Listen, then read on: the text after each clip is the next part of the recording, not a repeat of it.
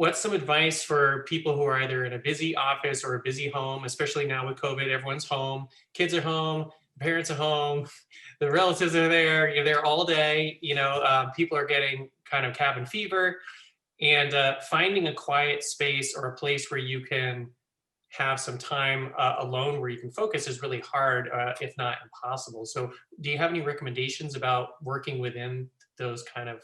Yeah, absolutely. I have meditated literally in Grand Central Station in New York City.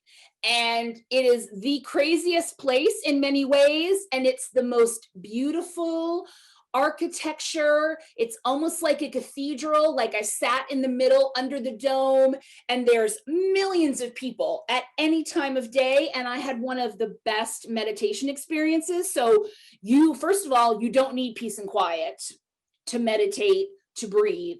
And my tradition of yoga and meditation doesn't want the room to do the meditating for you. So yes, lighting a candle, having a lovely setting like I have behind me, that's great, but don't be afraid to just stop wherever you are, even on a park bench, and sit and just observe, just do those breathing and stuff. So that would be my first thing, is just wherever you are, whatever you're presented with, just stop and breathe, or just close your eyes and listen to what's going on. Even if it's craziness, just the fact that you've taken that moment to pause and to just be in the present moment and to really pay attention. Like I said, that's what I loved about the couple of times I would, meditate when I lived in New York City at various places.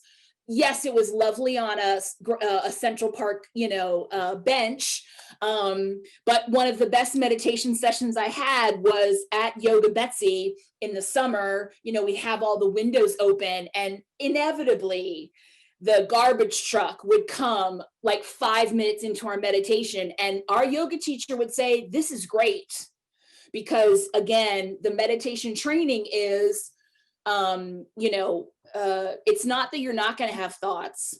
It's that your thoughts are like hotel guests and clouds in the sky. They're going to check in, they're going to check out. And what I really try to encourage, especially in my coaching and when I teach yoga and meditation, is to be kind and gentle with yourself, to try to not react to what's happening around you and what's going on inside of you, and to try to just pull back and observe and not be judgmental towards that. So again, if you have a crazy Christmas coming up with, kids and that kind of stuff, sit in the corner for 5 minutes. And even if you can't close your eyes, even if you just sit and observe. I was an exchange student in France in high school, my junior year of high school. And what I still love to this day, it's changed now, but part of what I moved to Tucson with is I can sit in an outdoor cafe with a glass of water,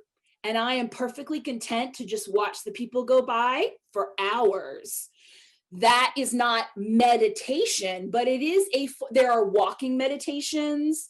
You can do a labyrinth. I mean, there's so many also active meditations as well. So if that, sitting peacefully, I can't sit cross-legged lotus style, but the typical yoga pose, I can't do that. I don't do that. You can do an active meditation, a walking meditation. And then the other thing is with, like I said, everything here is kid-friendly, is people-friendly.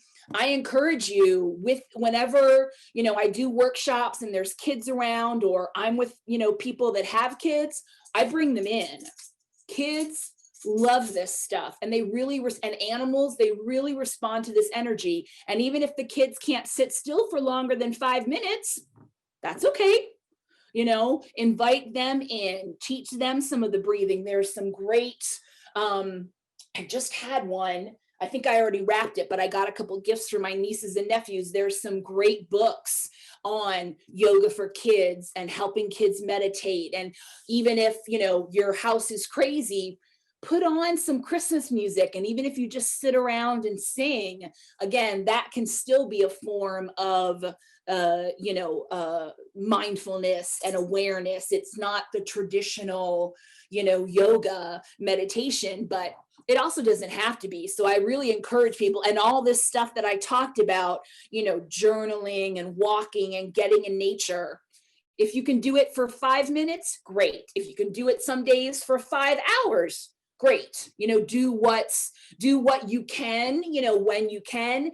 1 minute of meditation, 1 minute of breathing is better than nothing, definitely. And hopefully when you start, 1 minute will turn to 5, and then you'll try to find, other ways to incorporate it in. So start wherever you are, and again, the first, one of the other limbs of yoga are the ahimsas and niyamas. They're observances, and the first one is called ahimsa, and it's the nonviolence. It's where the Hippocratic oath of do no harm, and it's really, towards other people, like the golden rule, but we have to practice it on ourselves. So I always tell people, whatever you're undertaking, to really practice that self-care and to be as kind and gentle with yourself.